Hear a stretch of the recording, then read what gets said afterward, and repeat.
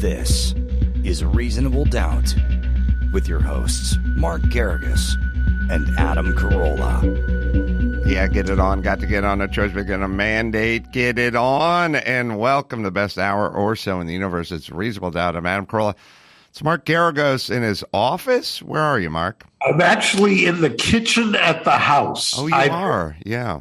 I'm in my daughter's at the office, and for some reason I'm excommunicated or been exiled to the house. So how are you, Adam? I'm doing well. As soon as we hang up, I'm leaving for Laguna Seca. Yeah. And how long are you going to be there, by the way? It'll be practice Thursday with some like drivers meetings and some, team meetings. And then I think practice Friday or maybe qualifying Friday with some more team meetings and drivers meetings and stuff like that. And then race Saturday with, Saturday, I don't know, 1 in the afternoon or something like that. And then probably stay the end of the day on Saturday and then probably come back to LA on Sunday. I'm putting all this together to see if I can't make it happen. I mean, nothing would make me happier. What car are you going to drive? I'm driving a Camaro, which is a Camaro in name and body only. It's a tube frame car. People want to know what a tube frame car is.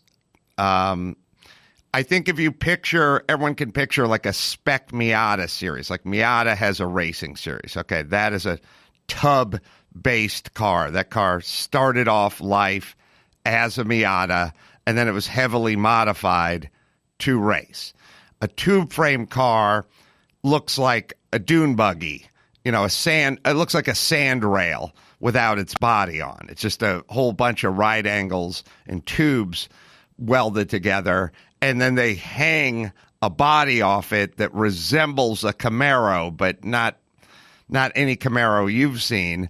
And oh, there you go. So it didn't start off life as a Camaro. It might have Camaro taillights and maybe a Camaro windshield, perhaps, but the rest of the car is just made of tubes welded together. They hang everything off the tubes, and they hang the suspension pickups and the transmission pickups and the engine mounts. And then, if you poke your head in it, it just looks like a whole bunch of tubes, and you have to crawl in through the window, I think. I don't know if the door works, if they have an operable door or not. And then it's just it's just a cage that you get inside of. And who do you consider to be your stiffest competition? Because you're in the Pro-Am, correct? Yeah. I'm not in the Pro-Am. I'm just in the Pro. You're the Pro. There's no Am. There's no, everyone always downgrades everything. Not you, Mark. But I mean, I'll say to people,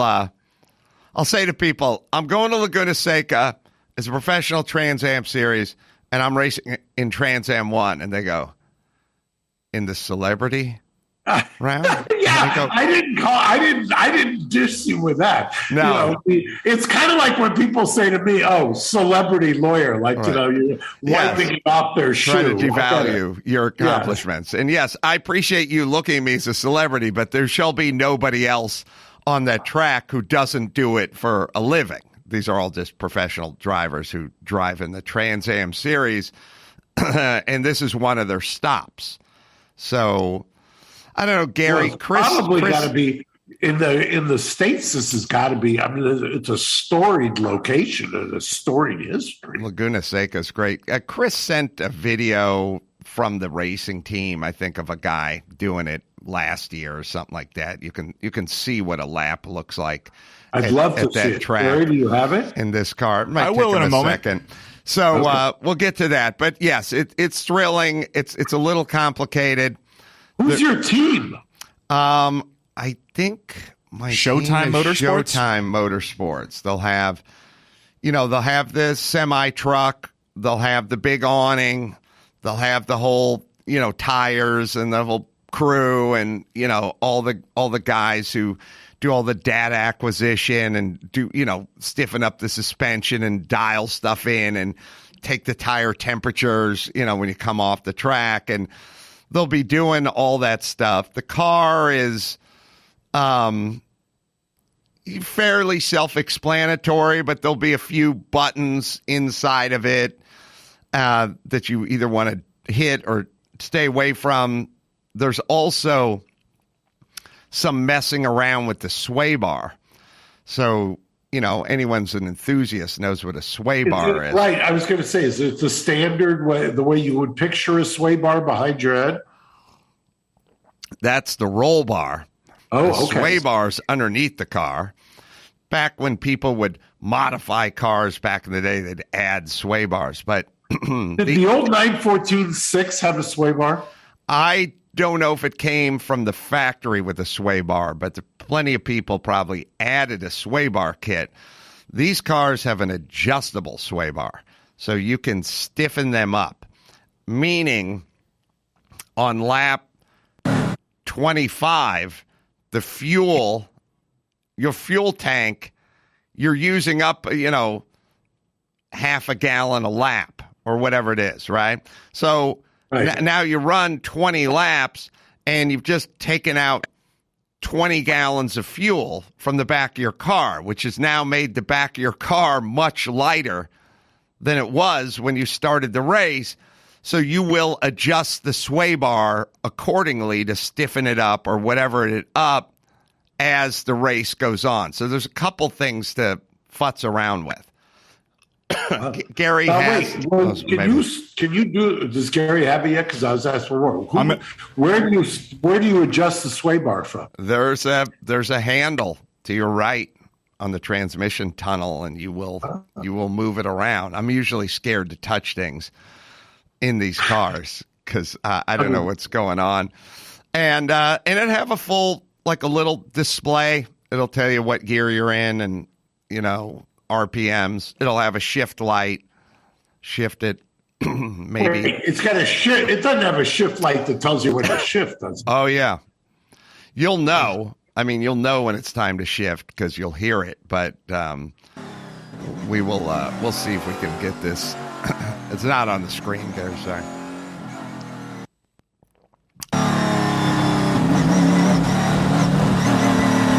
The race hasn't begun yet. You can play it, Gary.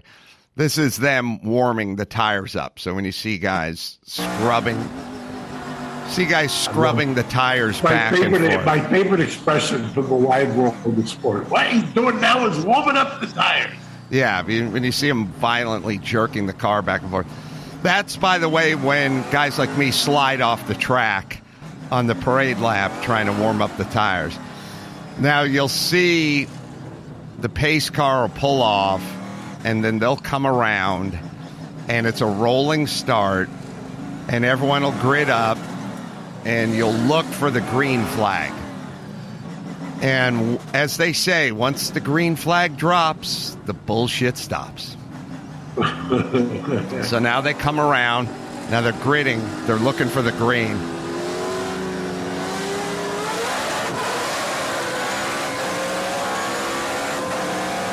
The Mustang on the left, what's on the right? It's probably some Corvettes, a couple Mustangs, some Camaros in there. They'll bring it around. It's a sequential shifter. You just keep pulling the shifter back. And it's beautiful, Laguna Seca. I mean, it's so...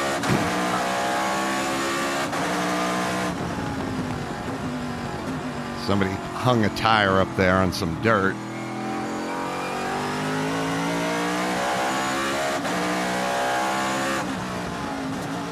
So they head up the back hill to the corkscrew, the infamous corkscrew. So you're on the front straightaway, you're over 150, and it's a short straight. So it sure doesn't feel like it. Maybe it's the tape. It doesn't feel like 150. Well, you'll see where you're at 153 miles an hour at a certain point. So you come across the turn at the end of the straightaway, and now he's just going to grab gears.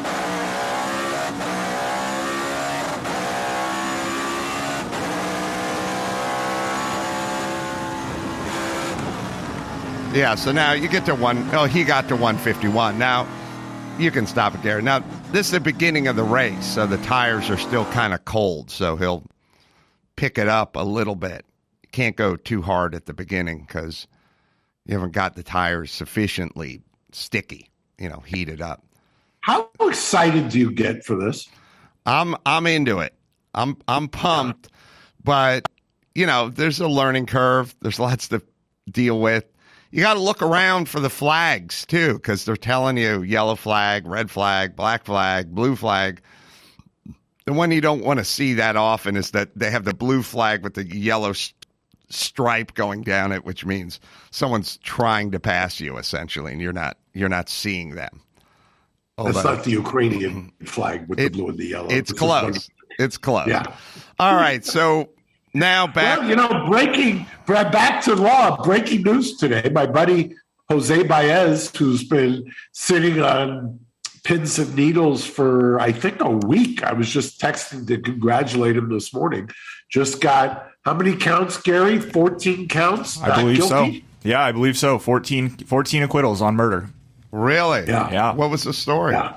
Basically, it was a story of a doctor who was being accused of overprescribing fentanyl, of all things, and in most cases trying to aid an end-of-life situation. But there was a patient in their late 30s. Most of them were older, about to succumb by all accounts, and he was being accused of being, too empathetic and leading to their death. So kind of Kevorkian kind of case. Similar, yeah. Mm-hmm. Well, good. And this guy was facing, this doctor, the 14 counts. My understanding of the local law there was if convicted on even one out of the 14, life without parole for a minimum of 15 years. Wow. How's that for a role of it? How's that for, people say, do you ever you'll ever lose sleep because your client's guilty? No, you lose sleep because you got an innocent client. That's a case where, damn, if Jose has aged himself 14 years in the span of the 2 months it took him to try this case. Where was it tried out of? It was in Ohio. Mm-hmm. Yeah, exactly. He's been camped out there. In fact, he's taken the time to email and text on occasion over the last couple of months. And like I said, I was just texting with him to congratulate him, but that's quite a win. Jose has had quite a run. I mean, we all lose our share, but, he won this one. He won the Aaron Hernandez. He won Casey. He's had a quite a run of cases. And for whatever you think of the practice of criminal law, the idea of having a guy next to you who's been a doctor for, I think, 17 years, facing 14 charges, conviction on any one of which would put you away for basically the prime of your life. That's a daunting thing to have to face. What was the win on the Aaron Hernandez case? After he got convicted the first time around, they tried a second case. He was acquitted, and if memory serves, I talked to him about this, and he gave a nice presentation on it when we were at National Trial Lawyers. I think Aaron committed suicide the day after the verdict came in. Am I right, Gary? Gary would be in the weeds on this. Let me look it up. But Adam, if you remember, this was the separate case where he was alleged to have gotten into an altercation at a nightclub. And then he and two of his buddies then apparently went and found that gentleman later. And that was the accusation, at least. Why commit suicide the day after you win a case? I mean, he's still in jail, and he still has to do the time for the other charges, but that seems ill-timed. But who am I? I'm just a humble international race car driver who not in a pro-am and not in a celebrity race. That's right. Just a race. It says here it was days. There are comparisons between the practice of law at that level and having a client's life in your hands. And here you've got your life in your hands and the other race drivers in your hands. It's an all-in pursuit, if you will. Yeah, well, you try not to hit anybody out there. Gary, what's the story? It just says here that it was days after his acquittal, so it doesn't specifically say how many. So what about the whole mask mandate being dropped, and then the Florida judge, and now the DOJ's going to the CDC and the BYU? I don't. What's going on? So for those who didn't watch our little appetizer Beyond yesterday, I was talking about the mask mandate and this judge whose name I can't remember because I'm too busy getting besieged with she's unqualified by the American Bar Association and she's only 33 when appointed, although now 35. And Catherine Kimball Mazzell. And so what people haven't talked about is that I think to a great extent, is the political calculations of the Biden administration meeting, aka the DOJ, taking an appeal here. And it seems to me, if you've seen kind of the reaction to this, I don't know if Gary's got any of them, but this was announced mid-flight on a lot of flights. And there were people cheering, dancing. There were flight attendants throwing it and then doing the Irish jig. There was a guy walking down the aisle with a trash bag saying, "Give me all your polluted masks." And I, in my heart of hearts, I don't think that they being the DOJ, wade into this when they were talking about eliminating it in 2 weeks. The last thing you want to do is be fighting for this if you still really want to hold on to the House in November, if you're a Democrat. And then you combine it, what you're referring to today, Adam, was now the CDC is weighing in and leaning on or asking or beseeching the DOJ to appeal it, which I just think is a fool's errand. So it kind of makes you wonder. It's not politically expedient anymore to, vax mandates, lockdowns. The masks are the last one to go. But judging by the folks who travel, they seem pretty elated that this thing was done with. I mean, I hear people saying, awesome Dawson is like, I'm taking a train to Santa Barbara and I'm so happy. Everyone is reacting the same way. Nobody wants to do it. Why is this a winner politically? Now, if there was some science behind it or airplanes were vector of transmission or it was an issue, then maybe I get it. But it doesn't. It's about airplanes have never been the issue. They just haven't. They have figured out a few things. Outdoors, never been a problem. Airplanes, never been a problem. It seems to be spread at home. And I know the optics of having a bunch of people confined in one space don't seem to comport with what many people believe is science, but the air is scrubbed and circulated so often that it's just not a vector of transmission. And everyone who runs a major airline says the same thing. Why die on this hill? By the way, did you see how quickly the airlines eliminated? They weren't waiting for the ink to dry on the order before they revoked this thing. Well, not only that, the airlines were so into it that the second it came down, they all got on the blower and told the pilots mid-flight.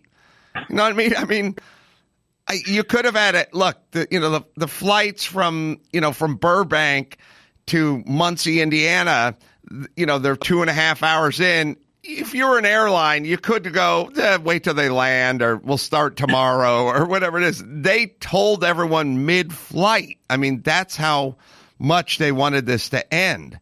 So why are they dying on this hill? And this is just the CDC. And does the CDC get to weaponize the DOJ? Does the CDC get to tell the DOJ, here's what we want you to do? I think finally, 2 years in, the calculus has been done.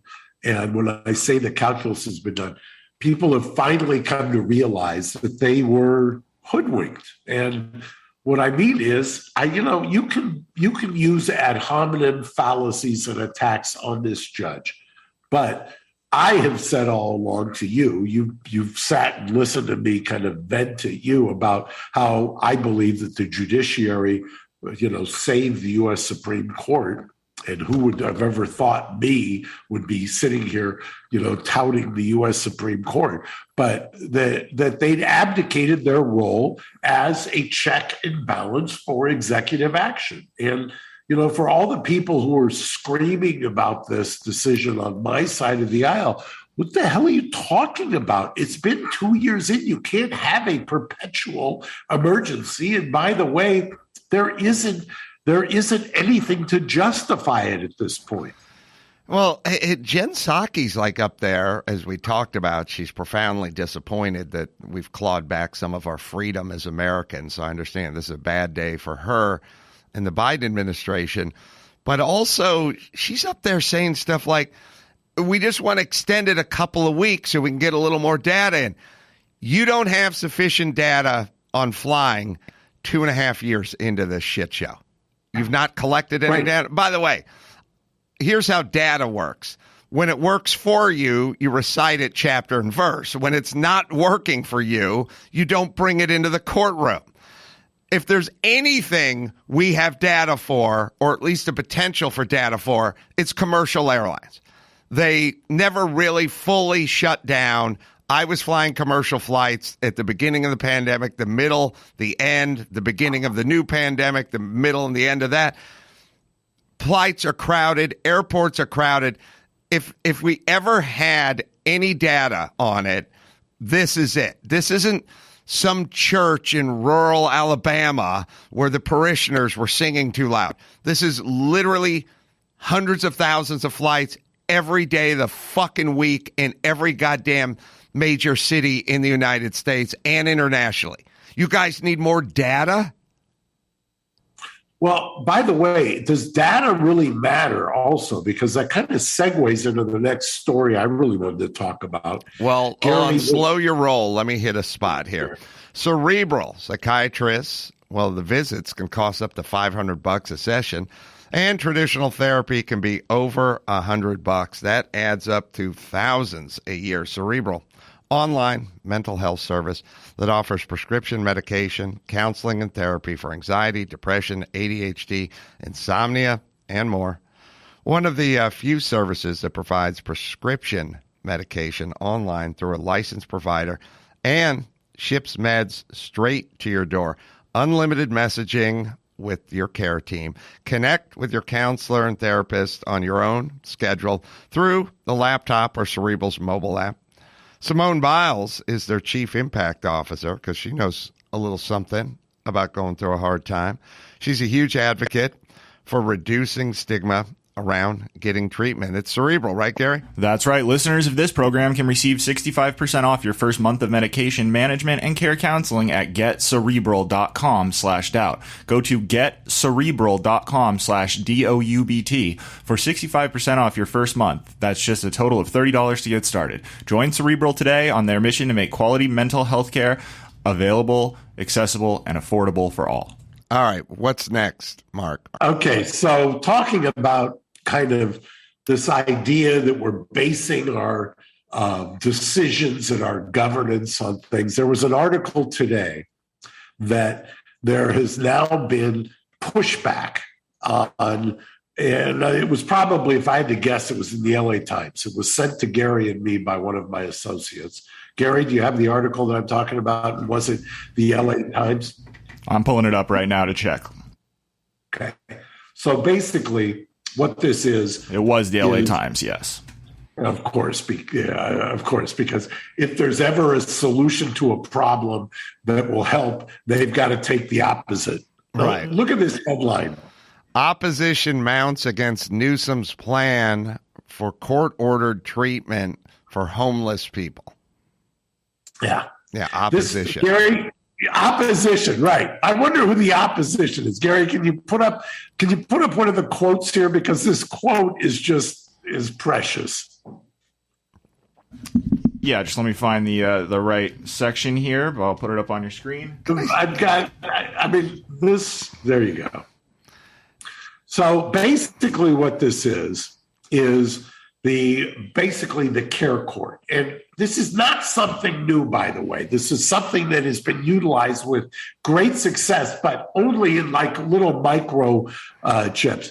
The advocates, whoever they are, have blasted this as involuntary and coercive treatment that would strip individuals of their personal liberties and perpetuate institutional racism and worsen health disparities. Oh, it's institutional racism?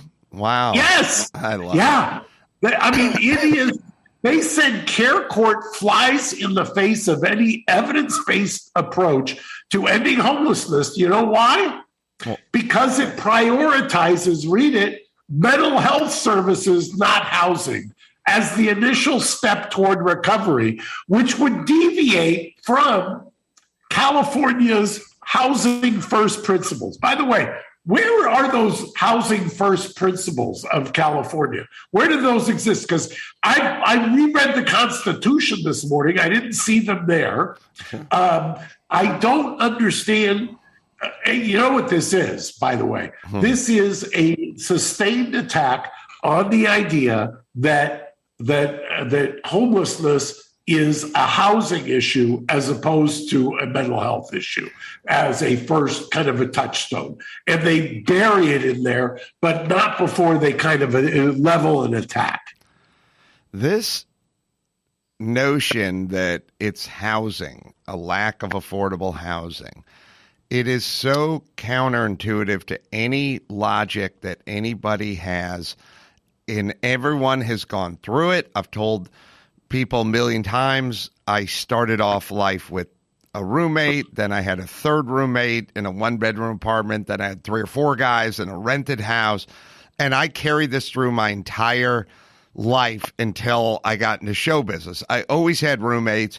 We always rented bad apartments. We usually had an extra roommate and we're down a room. So, you know, if you wanted to do a 2-bedroom back in the day, that would have cost you $900 a month. But if you did a 1-bedroom with 2 of you, then you could get one for $475 a month, but someone was sleeping on the sofa. And in my case, a futon with another dude.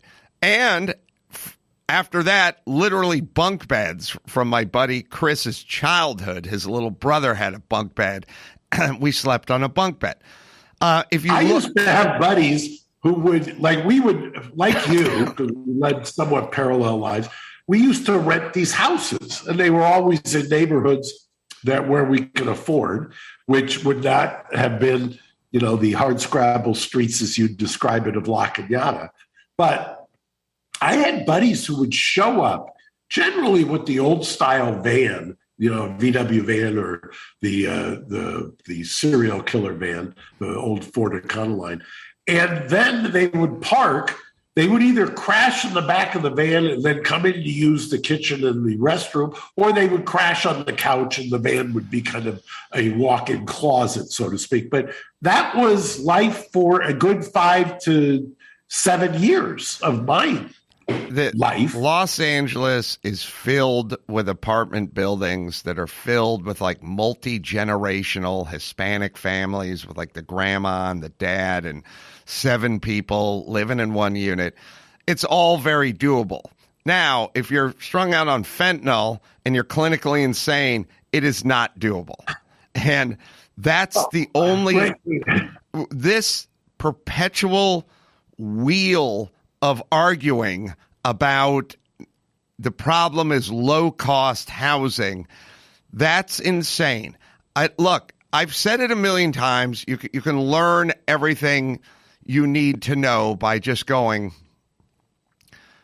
do you know a human being that slept on a sidewalk for more than a day who was just out of an apartment? Like, I don't have an apartment. I can't find a job. I will go sleep in a box underneath the freeway.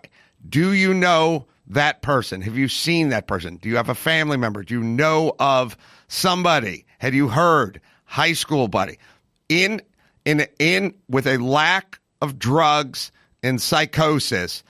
Who do you know that has done that? The answer is nobody. It's the same answer when you go, oh, COVID's killing people.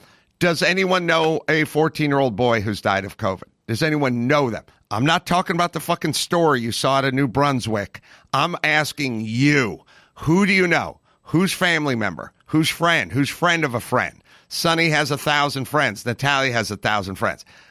Is there a person that was claimed by COVID? Answer, no. That's how you know it's not a problem. You'll know everything. You don't need spreadsheets. You don't need data. By the way, have you actually spent any time either living or working next to the unhoused? Because I do on a daily basis, whether it's LA or New York. I live and work amongst the people on the streets, and I've yet to find any, and I sit and talk and chat with them because I enjoy it. I've inherited that from my father, who also could spend hours with characters, so to speak. And this is not a housing situation. Most of these people that I encounter want to be outdoors, want to be on drugs. It is an addiction, or it is mental health. And it's frustrating that we now have opposition to these what I call little laboratories that are working of homelessness courts, which hold people accountable and give them an option. And I don't understand where we get the housing first principle. But guess what? I'll give you. Just say for the last 10 years, California had a housing first principle. That was our guiding, that was our North Star, that was our light. Okay? I'm with you. I got it. How did that work out the last 10 years with the housing first principle? Have you seen a spectacular course correction of housing and homelessness in California? Because I missed it. It passed me by. I'll give you the thought experiment you gave to me. Name somebody who says, wow, this was a smashing success. So why not pivot and try something else where we say, maybe this housing first principle didn't work. Let's try putting mental health first. Well, if you really think about it, first off, it can't be housing. Number two, just what you said, fine LA Times and build the fucking houses. What's going on? Number three, you'll never be able to build enough houses, A, because we're so overregulated in building and permits and all that kind of stuff. It's way too cost prohibitive to build in LA because we're so overregulated. But even if we did, and even if we built these houses at a steady rate, all that would do is open the floodgates for America's homeless to come to Los Angeles and get a free house. I mean, they're already coming here already because I've got a good idea. Remember, we talked yesterday on Beyond a Reasonable Doubt. We talked about the fact that the LA Times has abandoned downtown LA. And by the way, they were the ones who originally, people forget this. I'm old enough to have a memory for this. The LA Times used to encircle their building in downtown LA with a sprinkler system because they were so upset about the people who were sleeping on right next to their building, and they would wet them down animals. Wow. Yeah. So right. So next time they seize the moral high ground on you, remember that. And they moved to El Segundo. Okay, well, you want to put your money where your mouth is? It's a housing problem. Take that building downtown and turn it in a la Elon Musk and the Twitter headquarters, who wants to turn it in. Do it for homeless housing. Turn your headquarters into homeless housing. While you're at it, turn your El Segundo location into a housing for the homeless if you're so concerned that and you actually believe it's a housing problem as opposed to a mental health issue. Well, also, we've done a kind of micro experiment already, like during COVID in San Francisco and in Los Angeles. We did this thing where we're going to take these hotels and we're going to open them up to the homeless people. That was a world-class shit show. It has to be. It's Oh, impossible. wait, let me tell you. 4 blocks away from Engine Company, what used to be a beautiful hotel. My brother actually got married there in 19 whatever year he got married, 84 or whatever. It was the Grand Hotel. It's now a homeless hotel. 2 of my people who work with me have been assaulted by people from that hotel, chasing both these women down the street, throwing shit at them on Figueroa. So don't tell me that this is a housing issue. You can house anybody you want, but if you haven't treated their mental health issues, it's all for naught. Well, listen, I mean, imagine you just said, hey, Andy Dick, I'll just give you a condo and you just live in it for free. Come back in 4 months. See what that place looks like. And he's way saner than the average person that's sleeping on the street. All right, let me hit ultimate ears. Well, there's tech you use every day. I don't know, your phone and TV remote, all that kind of stuff, tablet. We rely on devices so much, it's easy to forget the hardware. And sometimes the stuff you're born with, like your ears, no two are exactly alike. So the earbuds, they probably cause discomfort because I feel like they just made a shoe that was just 9.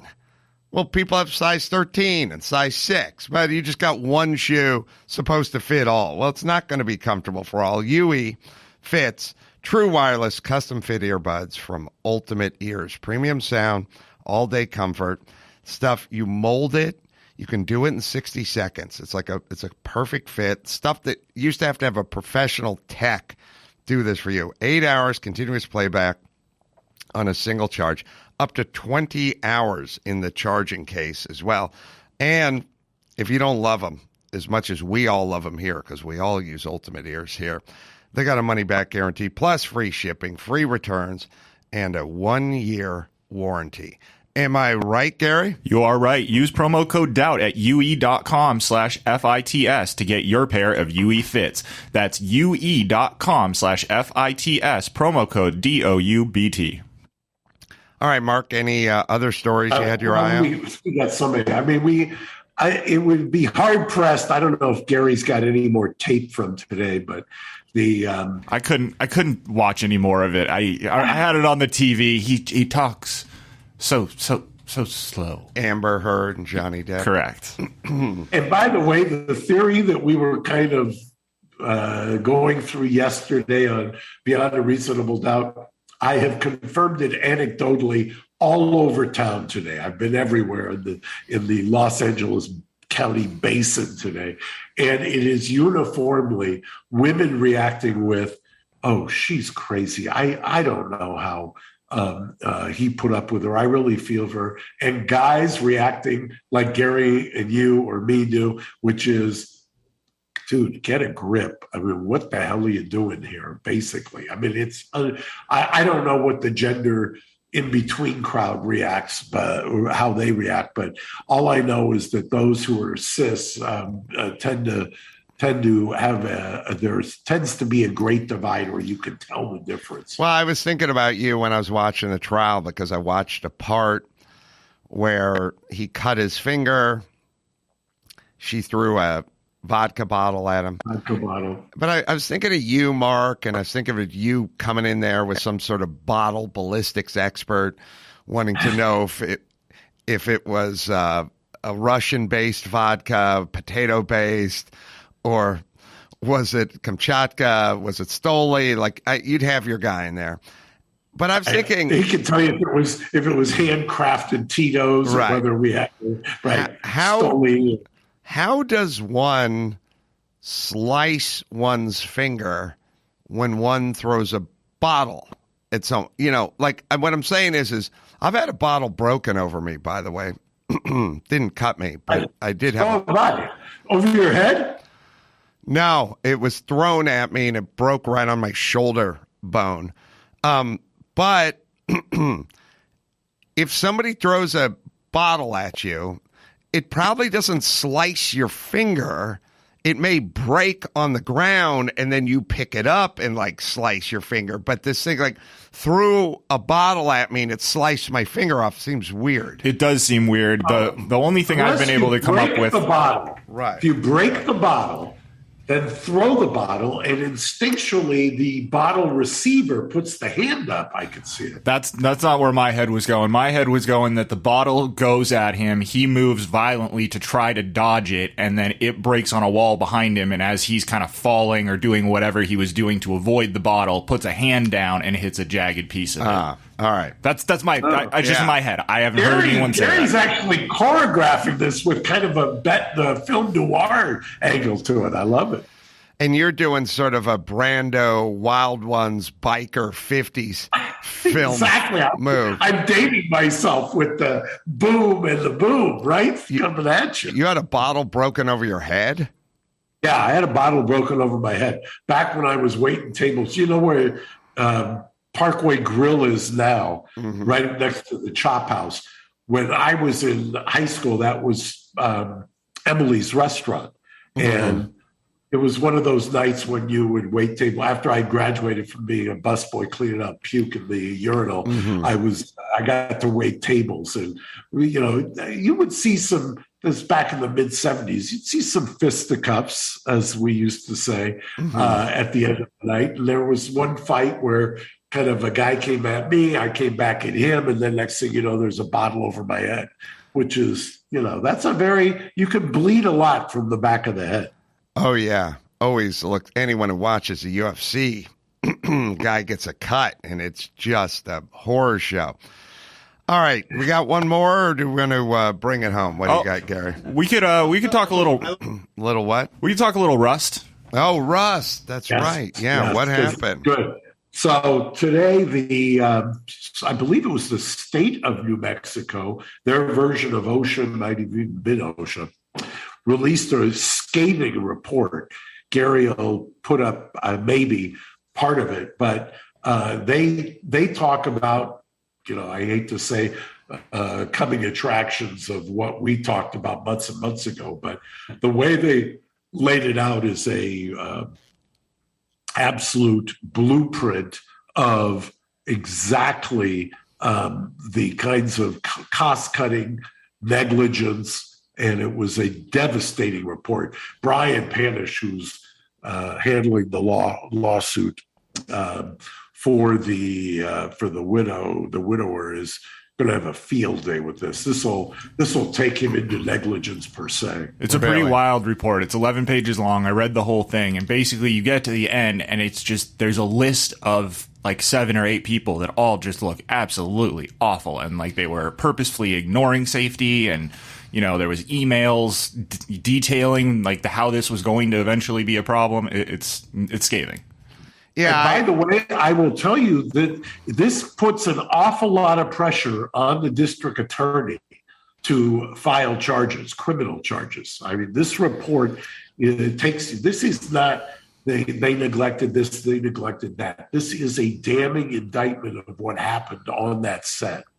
Well, if you go back and check the tape, people would say to me, come on, Baldwin, come on, what exposure does he really have criminally?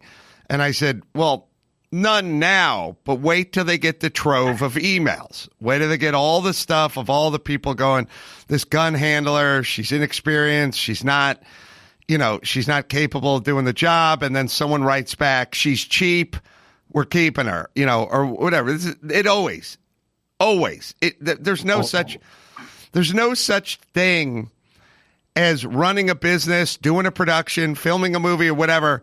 When they start doing a deep dive into emails and text and the discovery, there's always stuff there.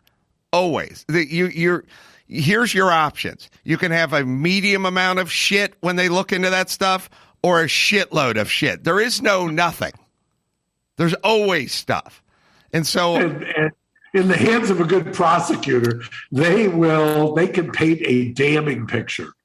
Yeah, and my thing was they will start looking around. Baldwin's a producer. They're going to find stuff, and this stuff is maybe more than I thought they would find, but they have to. There's no other choice. So you think a criminal case? Oh, I think that this is the template for a criminal case alleging gross negligence. And I've said, by the way, as you said, save the tape. I've said it from the beginning. There is no way, no how. I don't care how progressive the prosecutor is, that they're going to walk away from something like this. They just can't. Are they going after Baldwin? I think it's going to be very difficult for a prosecutor to bring a case against an underling and not against the guy who actually had the gun, who also had a producer title. I will say, for my money, he comes out pretty okay in this thing. The focus is on others more than him. Like, there's a section where it's discussed that he was holding the gun, but that's kind of the only reference to Alec Baldwin, aside from explaining at the top that he was a producer on the film. All right. Well, we shall keep you posted. Last but not least, there's Geico. Would you love to save a little money on your auto insurance? Well, of course you would. And who doesn't love a deal?